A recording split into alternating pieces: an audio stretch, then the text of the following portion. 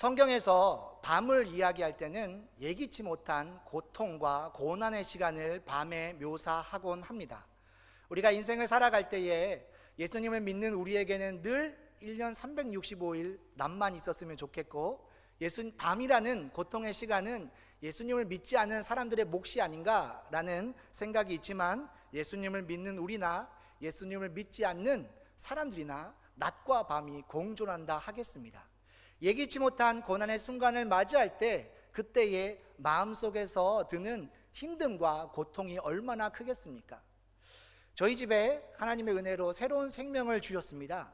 근데 새로운 생명이 생기게 되니까 제일 스트레스 받는 사람이 누구일까요? 막내이겠죠. 그동안 한 6년이 넘는 시간 동안 자기가 대장이었고, 모든 사람들이, 모든 가족들이 자기만 사랑해주고 자기에게 양보하였는데, 이제 동생이 태어난다는 사실을 접하고 나서 이 사람에게, 이 막내에게 인생의 밤이 찾아온 것 같아요. 그래서 어느 날에는 엄마의 배를 손을 대면서 엄마 뱃속에 있는 것은 아기가 아니라 똥이에요 라고 말하면서 현실을 부정하려는 그러한 극단적인 모습을 보이기도 하였습니다. 예기치 못한 상황 가운데 인생의 밤과 같은, 어떻게 보면 고난을 맞이하게 된 것이죠. 예수님을 믿는 자나 믿지 않는 자나, 나이가 든 자나 연소한 자나 누구나 낮과 밤을 맞이하게 되면서 똑같은 삶의 기쁨을 누리기도 하고 삶의 고통을 느끼기도 한다는 사실입니다. 성경에서도 이 밤은 항상 고난과 절망의 상징으로 등장하는데요, 이사야서 21장 11절부터 12절까지의 말씀을 보면 하나님께서 에돔에게 경고를 하시는데, 이 에돔 사람 하나가 등장해서 이렇게 질문합니다. 파수꾼이여, 밤이 어떻게 되었습니까? 그럴 때 이 파수꾼의 역할을 하는 이사야 선지자가 간단하게 어떻게 이야기하냐면, 아침이 오나니 밤도 올 것입니다 라고 대답을 하였습니다. 이 문답을 할 때는, 이 에돔 사람이 질문을 할 때는 밤이었는데, 밤이 언제 끝나겠습니까? 이 밤이 어떻게 되겠습니까? 라는 질문 앞에 이 밤이 지나면 아침이 올 겁니다. 그러나 그 아침이 지나면 또 밤도 옵니다 라고 말하고 있습니다. 그때 당시에 에돔 사람들은 아수르의 침략을 받아서 조공을 바치는 아주 힘겨운 상황 가운데 있었는데, 이 힘겨운 밤이 끝나면 희망찬 아침이 올 것이지만 그 다음에 또 고난이 찾아올 것입니다 라고 이야기하는 것을 볼 수 있습니다. 이렇듯 성경에서의 밤은 고난과 고통의 상징이라는 사실입니다. 그러면 이 땅을 살아가고 있는 우리가 밤을 피할 수 없다면 이 밤을 어떻게 맞아들여야 하는가? 이 밤 가운데 우리는 어떻게 대처해야 하는가? 이것을 성경에서 찾아보는 것이, 성경의 진리를 따르는 것이 성도의 몫이라고 할 수 있겠습니다. 오늘 우리는 본문에서 인생의 밤을 맞닥뜨리고 있는 사도 바울의 모습을 통해 이 사도 바울이 이 인생의 밤을 어떻게 극복하였고, 이 인생의 밤이 바울에게 어떠한 의미가 있었는지를 말씀을 통해 상고하고자 합니다. 먼저 본문의 내용을 살펴보면요, 19절부터 26절까지의 말씀을 쭉 살펴보면, 이제 사도 바울이 빌립보라는 곳에서 전도할 때 일어났던 일입니다. 전도를 열심히 하는데, 이 빌립보는요 유대인들이 많지 않은 도시였습니다. 이 빌립보는 지형적으로 로마의 퇴역 군인들이 모여 있는 곳이었고, 로마의 황제가 직접 다스리는 직할령 중에 하나였습니다. 그래서 이 빌립보는 로마의 문화에 익숙한, 또 로마의 권리가 확실하게 부각되는 도시라고 할 수 있습니다. 그래서일까요? 유대인들이 흩어져서 살게 되면 남자들이 모여서 회당을 짓고 그곳에서 하나님을 예배드리는데, 이 빌립보는 회당이 없어서 사도 바울이 안식일에 기도할 곳을 찾아 강가를 거닐었다라는 기록을 찾아볼 수 있습니다. 그렇다면 이 빌립보는 전도하기에 그렇게 좋은 곳은 아니었던 것 같습니다. 더욱더 용기를 내어서 길거리에 전도하고 있을 때 사람들이 모여 있습니다. 모여 있는 곳에 왜 모여 있나 가보니 거기에 한 젊은 여자가 앉아서 점을 치고 있는데 용하더라는 사실이 있죠. 이 여자는 얼마나 용했던지 귀신이 들려서 이 여자가 점을 치게 되면 아마 적중률이 꽤 높았던 것 같아요. 그래서 이 여자가 용하다는 소문을 듣고 몇몇 사람들이 돈을 모아서 이 여인을 돈을 주고 사왔습니다. 성경에 보면 이 여종에게는 주인들이 있었다라고 복수형으로 되어 있거든요. 재주는 곰이 부리고 돈은 왕서방이 챙긴다라는 말처럼 이 팔려온 이 여인은 무수한 사람들에게 점을 쳐주지만 그 복채는 주인들이 나눠 갖고 있는 그러한 상황입니다. 그런데 이 모습을 본 바울이 이제 귀신의 고통 가운데 있는, 귀신의 지배 가운데 고통스러운 이 여인을 예수 그리스도 이름으로 깨끗게 해주었다라는 기록이 우리가 읽었던 본문 앞에 소개되어 있습니다. 얼마나 놀라운 능력이 나타난 것입니까? 용한 귀신 들린 여종을 예수님의 이름으로 깨끗게 하였다. 아마 주변에 있던 많은 사람들이 일어나 박수를 치고 예수, 오 예수, 그 이름 위대하도다 라고 찬양할 만한 그런 열광하는 일들이 일어나야 하는데, 이 여종이 귀신에게서부터 자유하게 되면서 문제가 생긴 것이죠. 어떤 문제입니까? 이 여종의 주인들이 더 이상 돈을 벌 수 없다는 문제가 생긴 것이죠. 그래서 이 주인들이 바울을 붙잡아서 고소하게 되었고, 이 바울은 끌려가서 심하게 두드려 맞고 감옥에 갇혔다라고 오늘 성경이 이야기하고 있습니다. 만약에 바울이요 죄를 짓다가 감옥에 갇혔다면 뭐 힘들지만 그래 내 죄값을 치러야지 라고 생각을 했겠지요. 그러나 바울이 지금 무엇을 했습니까? 귀신에게 고통받는 한 여인을 예수님의 이름으로 쫓아내는 아주 선하고 놀라운 일을 한 것이죠. 그리고 사도 바울이 이 빌립보에 왜 왔습니까? 자기의 명성, 자기의 지위, 자기의 재물 다 포기하고 오직 예수님만을 위해 내 모든 것을 드리겠습니다 라는 강렬한 헌신으로 이 빌립보까지 찾아왔거든요. 그런데 심하게 두드려 맞고 아마 죽지 않을 만큼 두드려 맞고 감옥에 갇혔으니 이 얼마나 억울한 일입니까? 아마 바울이 그 여인에게서 귀신을 쫓아낼 때 앞에 이러한 일이 있을 거라고는 전혀 예측하지 못하는 일 아니겠습니까? 갑작스럽게 겪게 되는 인생의 고난의 자리, 즉 밤을 맞이하고 있습니다. 감옥에 갇혀서 이제 어떤 생각이 들까요? 그곳은 TV도 없고 뭐 이야기할 수 있는 사람들도 없고, 아무래도 시간이 있게 되면 홀로 있게 되면 사람들은 점점 불안하고 부정적인 생각을 하게 되겠지요. 앞으로 나의 미래가 어떻게 될 것인가? 그 사람들이 나를 고소하고 두드려 팬 걸 보니 화가 이만저만 난 것이 아닌데 과연 내가 살아남을 수 있을까라는 생각이 들지 않겠습니까? 백을 써보려 해도 이 빌립보는 아는 사람 한 명도 없는 연고지 없는 곳인데 과연 이 나의 억울함을 알고 나를 위해 힘써줄 사람이 있을까 생각하면 너무 참담하고 암담하지 않겠습니까? 말할 수 없는 인생의 밤 가운데 사방이 벽으로 막혀있는 그곳에서 사도 바울이 바라볼 수 있는 것은 열려있는 하늘밖에 없었습니다. 그곳에서 사도 바울이 어떻게 했을까요? 기도하기 시작했습니다. 방법이 없으니까요. 백도 없고 방법도 없고 해결될 기미가 보이지 않고 사방은 막혀 있으니 열려있는 하늘을 향해 기도할 수 있는 그 방법밖에 없는 것입니다. 그래서 사도 바울은 그곳에서 기도하기 시작합니다. 기도했더니 어떤 일이 일어납니까? 하나님의 놀라운 은혜가 일어나기 시작하는 것이죠. 오늘 본문에는 소개되어 있지 않지만 사도 바울이 그곳에서 기도하고 찬송하였다라고 이야기하고 있는데요. 왜 찬송했을까요? 아마 기도했는데 하나님께서 그 기도에 응답하시는 은혜를 체험했기 때문에 찬송이 터져 나오지 않겠습니까? 사도 바울이 뭐 얼마나 특별하기에 그냥 전혀 앞길은 깜깜한데 그냥 찬송이 터져 나왔겠습니까? 그렇지 않겠죠. 기도하는 가운데 하나님이 그 마음을 위로해 주시고 그 마음 가운데 소망함을 주시고 그에게 말씀하여 주신 은혜가 있기에 그 은혜에 감격해서 사도 바울이 찬송하기 시작하는데, 찬송했더니 묶였던 모든 것들이 벗겨지고 막혔던 문들이 열려지고 자유로운 몸이 되었다고 성경이 소개하고 있지 않습니까? 사람이 아무리 문을 잠가도 하나님이 열어주시면 모든 것이 열려진다는 것을 사도 바울이 체험하지 않았습니까? 하나님이 도와주시니 거기서 노임을 얻고 자유함을 얻게 되지 않았습니까? 그렇습니다. 인생의 밤, 사도 바울이 맞닥뜨린 인생의 밤은요 바로 은혜 받은 밤입니다. 만약에 사도 바울이 감옥 속에 있지 않았다면 그 은혜는 경험할 수 없는 은혜예요. 사도 바울이 이렇게 억울한 일을 당하지 않았더라면 자기가 기도할 때에 하나님이 응답하시고 찬송할 때에 문이 열려지는 역사는 경험할 수 없는 것입니다. 밤이 깊어야지만 별을 볼 수 있는 것이죠. 인생의 고난 가운데서만 경험할 수 있는 은혜가 있다는 것을 성경이 말해주고 있지 않습니까? 그날은 똑같은 밤이었습니다.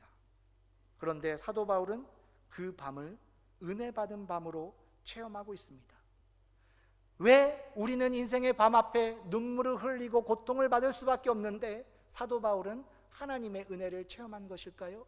그가 그곳에서 기도함으로 하나님 앞에 나아갔더니 하나님이 이미 예비하신 은혜를 통하여 사도 바울을 더욱더 견고하게 붙들어 주시고 든든하게 하시는 은혜가 있더라는 사실입니다. 오늘날 많은 부모님들이 사랑하는 자녀들을 잘 키우기 위해서 얼마나 많이 노력하십니까? 이 아이가 지식적으로 훌륭한 사람들이 되기 위해서 막 돈을 써가면서 학원을 보냅니다. 또 이 아이가 좀 안목이 넓은 사람이 되기 위해서 돈을 써가면서 해외로 보냅니다. 또 유명한 사람 밑에 보내서 그 사람의 가치관을 배우도록 투자합니다. 그런데 아무리 돈을 써도 체험할 수 없는 것이 무엇이냐면 바로 하나님의 은혜인 것이죠. 돈다발을 싸들고 가도 체험할 수 없는 그 은혜를 사도 바울은 인생의 밤 앞에서 기도함으로 경험하였다라고 오늘 본문이 말하고 있습니다. 우리에게도 똑같은 밤이 있고 똑같은 고난이 있습니다. 그런데 우리가 기억해야 될 것, 그 고난 속에 하나님의 계획이 있고 하나님의 은혜가 있다는 사실입니다. 기도하면 하나님께서 평안을 주시고 이전에는 전혀 느끼지 못했던 은혜를 경험하게 하십니다. 그것이 바로 인생의 밤을 맞이했던 사도 바울이 누렸던 은혜인 것입니다. 최근에 한 권사님과 이야기하면서 이런 이야기를 들었습니다. 이 권사님이요, 날 때부터 좀 남다른 건강을 갖고 계셨어요. 건강함으로 충성되이 교회에 봉사를 하셨습니다. 아름답고 놀라운 일이지요. 참 감사한 일이지요. 건강하기에 충성되이 교회 일에 봉사하셨기에 얼마나 많은 은혜를 체험하셨겠습니까? 그 은혜는 말로 다 할 수 없는 은혜이겠지요. 그런데 건강하기 때문에 받지 못하는 은혜가 있습니다. 그게 무엇이겠습니까? 아픈 자를 돌보시는 하나님의 은혜예요. 그렇지 않습니까? 이 권사님이 최근에 갑작스러운 아픔을 좀 겪으시는 일이 있으셨어요. 그랬더니 이런 말을 하시더라고요. 이전에는 몸이 아픈 사람 있으면 기도했지요. 그런데 이제는 내가 아파 보니 몸을 아픈 사람 위해서 더 간절히 기도하게 된다라는 고백이었어요. 그래서 하나님께서 왜 그 권사님을 아프게 하셨을까? 이유는 다 모르겠습니다만은 분명한 것 한 가지는 아픈 자를 위해서 기도하는 권사님으로 만드시기 위해서 그러한 일을 경험하게 하신 것이 아닐까라는 생각입니다. 그렇다면 갑작스러운 사고로 겪게 됐던 그 아픔의 자리는 비록 사람들이 말하는 고난의 자리, 인생의 밤의 자리이지만 하나님께 은혜 받은 밤이라는 사실입니다. 오늘 동일한 고난 앞에서 눈물 흘리고 계신 하나님의 백성이 있습니까? 우리가 이해할 수 없지만 그 자리는 우리를 위해 예비하신 하나님의 은혜를 누리는 밤입니다. 사방으로 막혀있던 사도 바울이 열려있는 하늘을 위해 하늘을 바라보며 기도하였을 때 은혜를 경험했던 것처럼 그 고난의 자리에서 하나님께 기도함으로 은혜를 누리시는 하나님께서 사랑하시는 한영교회 성도 여러분 되시기를 주님의 이름으로 축원합니다. 일전에 제가 예전에 이제 교회에서 이제 사역을 할 때 일입니다. 그 교회에는 여러 교회에서 만든 전도용 교회 소식지가 이렇게 오는 그런 교회였어요. 그래서 거기에서 다른 교회의 소식지를 보게 되었는데 그곳에 참 재미있는 일화가 소개되어 있었습니다. 그 교회 다니시는 한 이제 그 구역장님께서 전도를 아주 열심히 하시는 분이셨어요. 그래서 자기가 속한 구역의 그 곳곳마다 돌아다니면서 예수 믿으세요, 예수 믿으세요 이렇게 전도를 하고 계셨습니다. 그래서 한 집을 이제 돌아다니면서 전도하시다가 어느 집에 가니까 문이 열려 있는 거예요. 그래서 대문 안에 들어가서 그 집에 있는 꼬마에게 너도 예수 믿고 구원받아라 라고 이야기했습니다. 예수 믿고 구원받으면 너 착하고 훌륭한 사람이 될 수 있어. 이런 식으로 아이를 좀 꼬드긴 것이죠. 그런데 그 아이가 집사님을 딱 쳐다보시면서 우리 예수 믿는데요?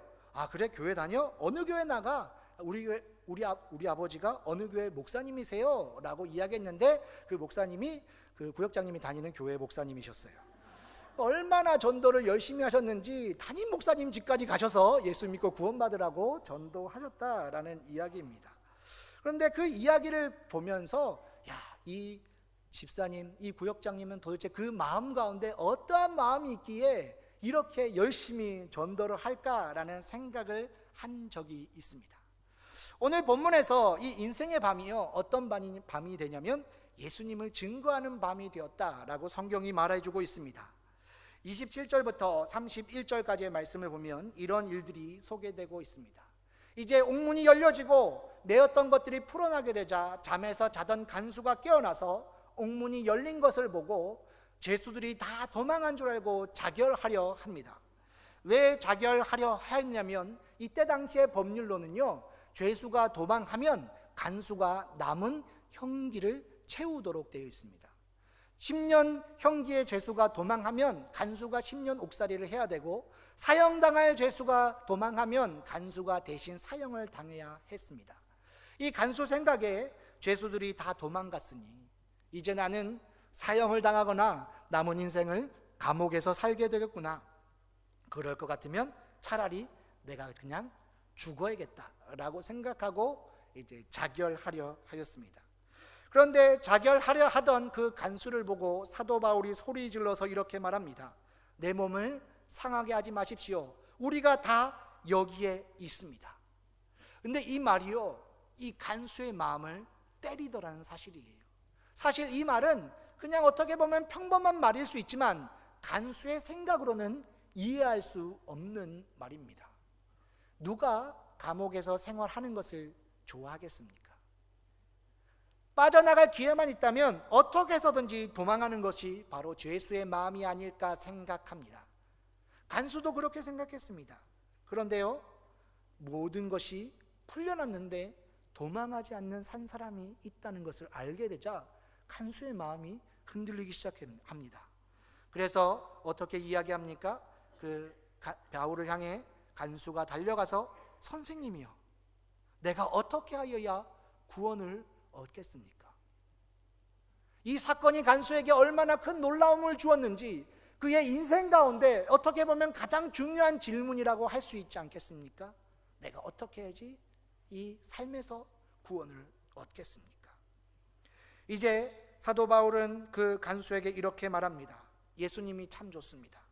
그 예수님을 믿으십시오. 그러면 나처럼 될 수 있습니다. 그렇게 사도 바울은 이 간수에게 예수님의 이름을 증거하기 시작합니다. 주 예수를 믿으십시오. 그리하면 당신과 당신의 집이 구원을 얻을 것입니다. 이 말씀이 이 간수의 심령에 부딪혀 들어가게 되었습니다. 간수는 즉각적으로 반응합니다. 그 예수님을 나도 믿겠습니다. 우리 집으로 가시지요. 간수의 역할은 무엇입니까? 죄수를 지키는 거예요. 간수가 그 죄수를 자기 집으로 데려간다는 것은 있을 수 없는 일입니다. 간수 또한 근무지를 이탈하고 자기 집으로 갔기에 이것이 발각이 된다면 아마 그의 목숨을 장담할 수 없는 일이 생겨날 것입니다. 그런데 간수에게는 그것이 두렵지 않았습니다. 왜 그렇습니까? 예수님을 믿으면 내가 구원을 얻을 수 있다는 참 진리가 마음 가운데 새겨졌기 때문입니다. 사도 바울에게는 이해할 수 없는 인생의 밤이었는데요, 그 밤 가운데 예수님을 증거할 기회를 갖게 되었고, 그때 예수님을 증거하였더니 한 사람이 죽음을 두려워하지 않고 예수님을 받아들이며 예수님께 반응하는 역사가 일어나게 되었다는 사실입니다.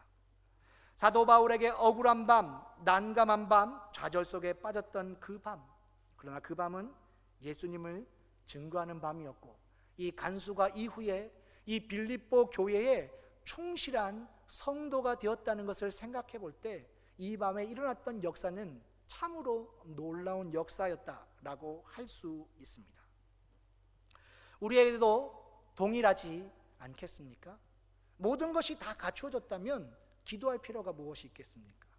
우리에게 모든 것이 있다면 누가 우리에게 와서 자신의 연약함을 내어놓으며 함께 기도하자고 이야기하겠습니까? 그러나 우리에게 무엇이 있습니까? 인생의 고난의 밤 앞에 기도함으로, 하나님을 의지함으로, 하나님을 만나고 하나님의 은혜를 체험하고 이것을 확신 있게 증거할 수 있는 믿음이 생겼다는 사실이죠. 그것을 알고 있는 사람들이 우리에게 오지 않겠습니까? 당신 안에 있는 그 믿음의 확실함은 어디서 난 겁니까? 당신도 나와 같이 이해할 수 없는 인생의 밤을 맞닥뜨렸는데 그때 도대체 어떻게 하였길래 그 마음 가운데 이러한 놀라운 비밀을 품게 되었습니까? 나도 그것을 알고 싶습니다 라고 요청하지 않겠습니까? 그렇다면요, 우리가 당하는 인생의 밤은 예수님을 증거하는 밤이라는 사실입니다. 예수님을 증거함으로 예수님의 이름을 나타낼 수 있는, 우리 가운데 역사하신 하나님의 능력을 자랑할 수 있는 증거하는 밤이라는 것을 성경이 말해주지 않겠습니까? 바울이 그날 감옥에 들어가지 않았다면 그 간수를 만날 수 없었겠죠. 그 간수는 구원받지 못하였겠죠. 사도 바울이 빌립보에 전도하러 왔을 때는 사실 간수를 전도하기 위해서는 아니었습니다. 이곳에 하나님의 백성이 누가 있을까 생각하며 열심으로 전도하였으나 그렇게 많은 열매가 있지 않았습니다. 그러나 하나님은 바울이 이해할 수 없는 방법을 통해 바울을 감옥으로 인도하시더니 그곳에서 간수를 전도하게 하시고 그 간수를 통해 세워졌던 빌립보 교회가 이후에 감옥 가운데 갇혀있는 사도 바울에게 선교 물품을 보내면서 사도 바울 선생님 힘내십시오. 우리 온 교회가 당신을 위해 기도하고 있습니다. 당신이 전도하지 못하기에 우리가 더욱더 열심을 내어 전도하고 있습니다 라고 격려하는 교회가 되었다는 것을 기억하십시오. 인생의 밤은 바로 예수님을 증거하는 밤입니다. 마지막으로 인생의 밤은 새 역사의 밤이었다라고 성경이 말하고 있습니다. 32절부터 34절의 말씀을 보면 주의 말씀을 그 사람과 그 사람 집에 있는 모든 사람에게 전하였고 그 간수는 사도 바울을 집으로 데려가서 씻기고 음식을 베풀었고 온 집이 세례를 받고 크게 기뻐하였다라고 말씀하고 있습니다. 고난을 통해서 하나님은 엉뚱한 사람을 사도 바울에게 보내주셨습니다. 그리고 그 사람이 예수님을 믿었고 그로 인해서 교회가 시작되었습니다. 그 간수가 예수님을 믿겠습니다. 예수님을 믿으면 당신들처럼 됩니까? 나도 그 예수님을 믿겠습니다 라고 반응하게 되자 간수의 집 가운데 역사가 일어났던 것이죠. 이 간수가 밤 늦은 시간에 이 바울과 실라를 데리고 집에 가서 가족들을 깨우면서 이렇게 이야기하지 않겠습니까? 물을 떠오십시오. 가족들은 자다가 벌떡 일어나서 이제 물을 떠옵니다. 물을 떠왔더니 빨리 밤참을 차리십시오 라고 이야기합니다. 또 밤참을 먹고 나서 자 세례 받으십시다. 그래서 세례를 받게 됩니다. 34절 이후에 보면 이 바울이 저녁을 먹고 나서 다시 감옥으로 가는 것을 볼 수 있습니다. 보통 사람이라면 하나님이 간수를 전도하려고 하셨구나 라고 생각하고 이제 또 각자의 집으로 갈 수 있는데 사도 바울은 다시 감옥으로 들어가게 됩니다. 왜 그랬겠습니까? 간수를 생각했겠지요. 자기가 없게 되면 간수가 처벌받을 것을 생각하여서 아마 감옥으로 다시 들어가지 않았겠습니까? 이후에 아침이 되었을 때 상부에서 지시가 내려오게 됩니다. 처음에 이 바울과 실라를 가둘 때는 막 죽을 만큼 때렸기 때문에 엄청나게 화가 나 있다. 고소자들이 화가 나 있다. 그리고 사도 바울과 실라는 쉽게 풀려나지 못할 것이다 예측되었으나 결과적으로는 그 다음날 빨리 풀어주라고 이렇게 대답이 나오는 것을 볼 수 있습니다.